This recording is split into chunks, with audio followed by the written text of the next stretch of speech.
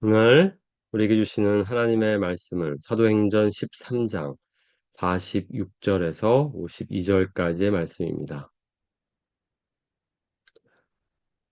바울과 바나바가 담대히 말하여 이르되 하나님의 말씀을 마땅히 먼저 너희에게 전할 것이로되 너희가 그것을 버리고 영생을 얻기에 합당하지 않은 자로 자처하기로 우리가 이방인에게로 향하노라.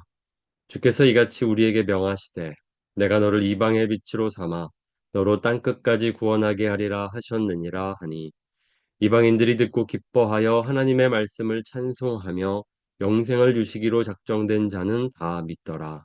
주의 말씀이 그 지방에 두루 퍼지니라. 이에 유대인들이 경건한 귀부인들과 그 신의 유력자들을 선동하여 바울과 바나바를 박해하게 하여 그 지역에서 쫓아내니 두 사람이 그들을 향하여 발에 티끌을 떨어버리고 이고니온으로 가거늘 제자들은 기쁨과 성령이 충만하니라. 아멘. 오늘은 성령 강림 후 20째 주 수요일입니다. 바울과 바나바의 선교 여행 중입니다. 비시디아 안디옥에서 아, 바울은 복음을 전할 기회를 얻게 됩니다. 회당에서 복음을 전했을 때에 그들은 그 말씀을 더 듣고 싶어 했습니다. 그래서 그 다음 안식일에도 그 말씀 해달라고 부탁합니다. 복음을 들은 회중들은 뜨겁게 반응했습니다. 그 다음 안식일에는 일주일이 지난 후에는 온 시민이 거의 다 하나님의 말씀을 듣고자 모였습니다. 말씀에 대한 아, 많은 사람들의 환영이 있었고, 복음에 대한 환영이 있었고, 그 말씀을 더 듣고 싶어서 이렇게 모였습니다. 이렇게 그 말씀을 환영하는 자들이 있었다면, 이제 오늘 말씀은 어떤 자들은 바울과 바나바를 시기하고 또 박해하고 쫓아내게 됩니다. 어떤 유대인들이 경건한 귀부인들과 그 신의 유력자들을 선동하여 그곳에 힘 있는 자들을 선동하여서 바울과 바나바를 박해하게 됩니다. 바울과 바나바는 반대를 만나자 어떻게 했습니까? 우리가 어제도 살펴봤지만 우선 후퇴했습니다. 그것은 그들에 대한 포기가 아니라 다시 14장에 이 지역을 다시 찾아오게 됩니다. 아, 예수님께서 가르치신 대로 반대를 만나면 먼지를 떨어버리고 다른 곳으로 가라고 하셨습니다. 그 말씀대로 바울과 바나바는 아, 그 반대에 그저 그것을 받아들이고 또 다른 곳으로 향하게 되는데 그때 이렇게 말하게 됩니다. 하나님의 말씀을 마땅히 먼저 너희에게 전할 것이로되 너희가 그것을 버리고 영생을 얻기에 합당하지 않은 자로 자처하기로 우리가 이방인에게로 향하노라. 유대인들을 향해서 하는 말입니다. 항상 바울은 선교의 원칙이 있었습니다. 항상 먼저 유대인에게 복음을 전했습니다. 그리고 다음이 헬라인이었습니다. 하나님께서 그렇게 하라고 그를 부르셨습니다. 그래서 항상 어느 곳을 가든지 회당을 먼저 찾았고 유대인에게 복음을 전하였습니다. 먼저는 유대인에게요. 그리고 헬라인에게로다. 하나님께서 유대인들을 포기하지 않으셨다는 뜻입니다. 먼저 선택받은 자들로서, 먼저 부른 자들로서 하나님께서는 그렇게 항상 먼저 기회를 주셨습니다. 그러나 문제는 그들이 그것을 버렸습니다. 영생을 얻기에 합당하지 않은 자로 스스로 떠났습니다. 그러면 어떻게 합니까? 이방인에게로 그 복음이 전해지는 것입니다. 계속해서 우리는 이 복음을 듣는 사람들이 이두 가지 반응을 보인다는 것을 알 수 있습니다. 유대인들은 반대하였고 이방인들은 환영하였습니다. 이방인들이 듣고 기뻐하여 그들은 기뻐했습니다. 하나님의 말씀을 찬송했습니다. 이방인들이 그렇게 환영하게 된 것이 하나님의 계획이었음을 말해주고 있습니다. 그런데 여기에서 영생을 주시기로 작정된 자는 다 믿더라. 이 말이 우리에게 질문을 줍니다. 이 말이 무슨 뜻일까? 영생을 주시기로 작정된 자는 여기에서 이제 예정론이라는 설명이 나옵니다. 그런데 오늘은 그것이 핵심은 아니기 때문에 다루지는 않겠습니다. 이 부분을 또 어떤 성경은 또 다르게 번역합니다.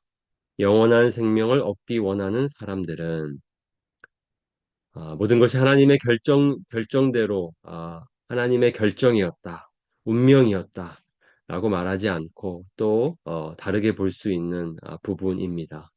그렇기 때문에 여기에 우리가 모든 것이 다 예정되었고 모든 것이 다 운명대로 하나님께서 결정하신 대로 된 것이다 라고 보기에는 좀 어려움이 있습니다. 이 부분에 대해서는 나중에 기회가 된다면 다시 한번 살펴보도록 하겠습니다. 이방인들은 유대인들이 스스로 복음을 반대한 것처럼 이방인들도 스스로 그 복음을 환영한 것입니다. 받아들인 것입니다. 그리고 계속해서 전진하는 바나바와 바울을 봅니다. 어떤 유대인들이 이제 시기가 생겼습니다. 너무 많은 사람들이 이렇게 바울과 바나바를 따르는 것을 보고 그들은 시기했습니다. 이런 적이 없었는데 그들은 시기하였고 또 그 가르침에 귀를 기울이지 않았습니다. 복음을 듣지 않았습니다. 아, 경건한 귀부인들, 그 신의 유력자들 다 어떤 영향력 있는 사람들을 뜻합니다. 그들을 선동하여서 이 바울과 바나바가 지금 이 도시에 혼란을 일으키고 있다라고 아, 설득하고 이제 그들을 통해서 예, 바울과 바나바를 쫓아냅니다. 그러면 어떻게 이렇게 반대한다고 복음이 복음의 그 능력이 멈춥니까? 복음의 능력이 사라집니까? 그렇지 않습니다. 복음은 계속해서 확장해 갑니다. 그 모든 것이 하나님의 일이기 때문입니다. 하나님께서 하시는 일이기 때문에 그 누구도 하나님을 대적할 수는 없습니다.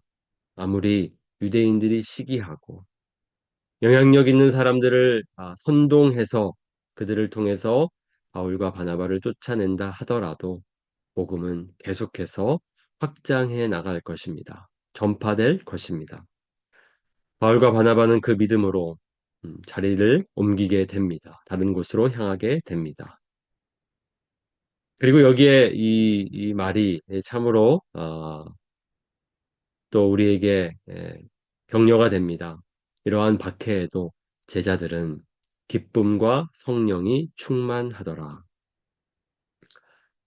유대인들은 지금 아주 분노에 쌓여 있습니다. 그러나 제자들은 그렇지 않았습니다. 기쁨과 성령이 충만했습니다.